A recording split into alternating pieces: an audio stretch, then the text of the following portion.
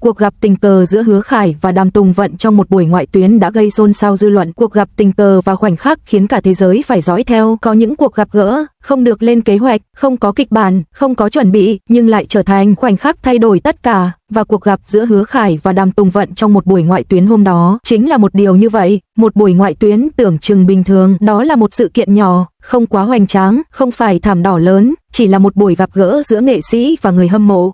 Không khí nhẹ nhàng, ấm áp, không ai nghĩ sẽ có điều gì đặc biệt xảy ra. Hai cái tên nhưng không ai biết họ sẽ xuất hiện cùng lúc. Danh sách khách mời được công bố, có tên Đàm Tùng Vận, cũng có tên Hứa Khải, nhưng ở hai khung giờ khác nhau, không ai nghĩ họ sẽ chạm mặt. Sự kiện gần kết thúc, mọi thứ đang dần lắng xuống. Đúng lúc đó, một cánh cửa phía sau mở ra, Hứa Khải bước vào, cùng lúc Đàm Tùng Vận đang chuẩn bị rời đi. Hai ánh nhìn chạm nhau, một giây dừng lại nhưng đủ để khiến mọi người nhận ra. Không ai nói gì, không có lời chào lớn, chỉ là một ánh mắt, một nụ cười rất nhẹ, nhưng những người xung quanh đều cảm nhận được có điều gì đó rất khác, phản ứng tự nhiên nhưng lại khiến người khác chú ý. Anh bước lại gần, không vội vàng, không ngập ngừng, chỉ hỏi, em xong rồi à? Một câu hỏi rất bình thường, nhưng giọng điệu lại quá quen thuộc. Cô gật đầu, cười nhẹ, em định về, không cần thêm lời nào, nhưng cách họ nói chuyện không giống như hai người tình cờ gặp lại. Có người bắt đầu quay video, có người chụp ảnh, và rồi mọi thứ lan truyền, không phải cố ý, nhưng khoảng cách giữa họ gần hơn mức bình thường. Ngược lại, cô đứng rất tự nhiên bên cạnh anh, như thể đã quen từ rất lâu. Một hành động nhỏ khiến mạng xã hội nổ tung khi có người chen qua. Hứa Khải đưa tay nhẹ nhàng chắn phía trước cô,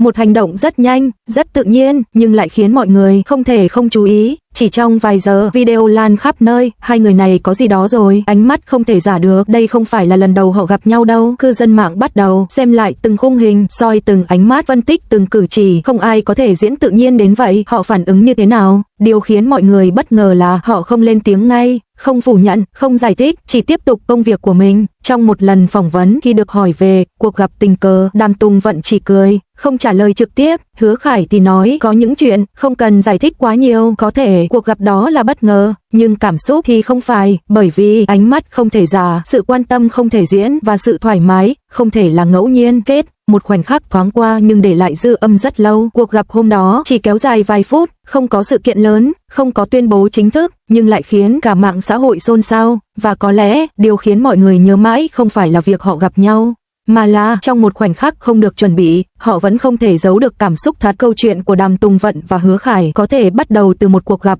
tình cờ, nhưng lại khiến người ta tin rằng có những điều không phải ngẫu nhiên. Họ bị paparazzi theo dõi khi mọi bước đi đều không còn là riêng tư. Sau khi đoạn video từ buổi ngoại tuyến lan rộng, mọi thứ bắt đầu thay đổi, không còn là những ánh nhìn tò mò, mà là sự theo dõi. Những chiếc máy ảnh xuất hiện ở khắp nơi, ban đầu chỉ là vài phóng viên đứng ngoài địa điểm làm việc, nhưng dần dần số lượng tăng lên. Họ chờ đợi, quan sát, ghi lại từng khoảnh khắc. Một lần họ xuất hiện gần cùng một khu vực, một lần họ rời đi trong khoảng thời gian sát nhau, một lần ánh mắt vô tình chạm nhau giữa đám đông. Tất cả đều bị ghi lại và đăng tải. Paparazzi không chỉ chờ đợi, họ bắt đầu theo dõi lịch trình, bám sát các địa điểm quen thuộc, thậm chí chờ trước nơi ở. Với Đàm Tùng Vận, sự riêng tư bị thu hẹp. Với Hứa Khải, mọi hành động đều bị phóng đại. Tin đồn bùng nổ khi mọi thứ vượt khỏi tầm kiểm soát. Những bài đăng xuất hiện liên tục, họ chắc chắn đang hẹn hò. Bằng chứng ngày càng rõ, không thể phủ nhận nữa. Có những điều chỉ là trùng hợp, nhưng khi được kể lại trở thành bằng chứng chắc chắn. Họ vẫn không lên tiếng, không phản hồi, không giải thích, nhưng chính điều đó khiến dư luận càng tò mò hơn.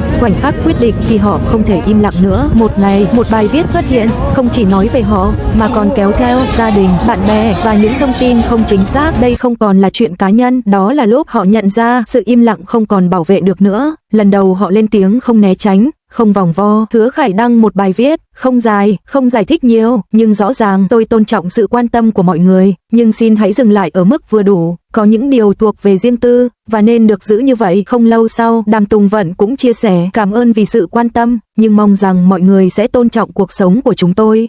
Có những cảm xúc không cần phải chứng minh với tất cả. Họ không nói chúng tôi đang hẹn hò, nhưng cũng không nói chúng tôi không có gì, không ồn ào, không đối đầu, chỉ là giữ ranh giới. Phản ứng của dư luận khi mọi thứ dần lắng lại, nhiều người nhận ra họ không cố tạo scandal, họ không lợi dụng tin đồn, họ chỉ muốn giữ sự bình yên. Họ rất chín chắn, cách họ xử lý thật đáng nể. Có lẽ đây là tình cảm thật. Kết khi tình yêu không cần phải giải thích với cả thế giới. Sau tất cả, họ vẫn không nói quá nhiều, không công khai rầm rộ, không phủ nhận dứt khoát, nhưng điều họ làm lại khiến mọi người hiểu rõ hơn bất cứ lời nói nào. Họ đang bảo vệ một điều gì đó rất quan trọng, và có lẽ điều khiến câu chuyện này trở nên đặc biệt không phải là tin đồn, mà là giữa những ồn ào và áp lực, họ vẫn chọn giữ lại một khoảng riêng chỉ thuộc về hai người. Câu chuyện của Đàm Tùng Vận và Hứa Khải không cần phải được xác nhận rõ ràng, bởi vì cách họ bảo vệ nhau đã là câu trả lời rõ nhất. Lần đầu bị bắt gặp hẹn hò khi sự thật không thể giấu nữa. Sau khi cả hai đã lên tiếng giữ khoảng riêng, mọi thứ tưởng như sẽ dần lắng xuống, nhưng không, bởi vì lần này không còn là suy đoán, không sự kiện, không máy quay, không lịch trình công khai, chỉ là một buổi tối ở một nơi rất đời thường, một quán ăn nhỏ, không quá đông, không quá nổi bật, không phải riêng lẻ, không phải cách nhau vài phút, mà là đi cùng nhau. Một người trong quán nhận ra họ, không chắc chắn, nhưng khi nhìn kỹ không thể nhầm, họ ngồi cạnh nhau, nói chuyện rất tự nhiên và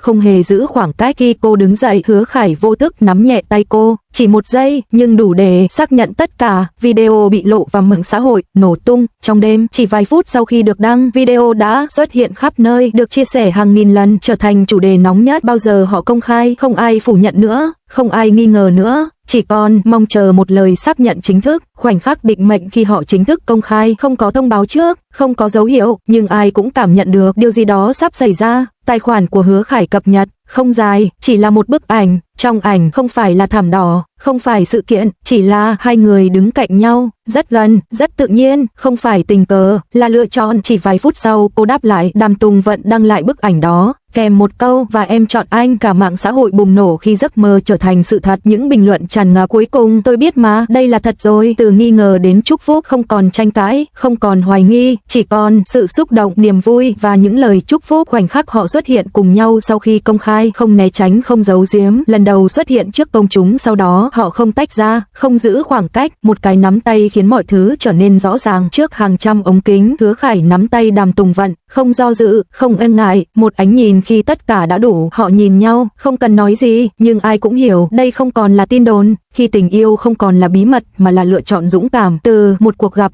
tình cờ đến những ánh nhìn bị bắt gặp, đến sự im lặng trước dư luận, và cuối cùng là một lời công khai trước cả thế giới. Câu chuyện của Đàm Tùng Vận và Hứa Khải không còn là điều cần đoán, không còn là câu hỏi, mà là một câu trả lời rõ ràng. Và có lẽ điều khiến khoảnh khắc đó bùng nổ không phải là việc họ công khai, mà là sau tất cả những lần suýt chạm tới, họ cuối cùng đã chọn nắm tay nhau ngay trước cả thế giới.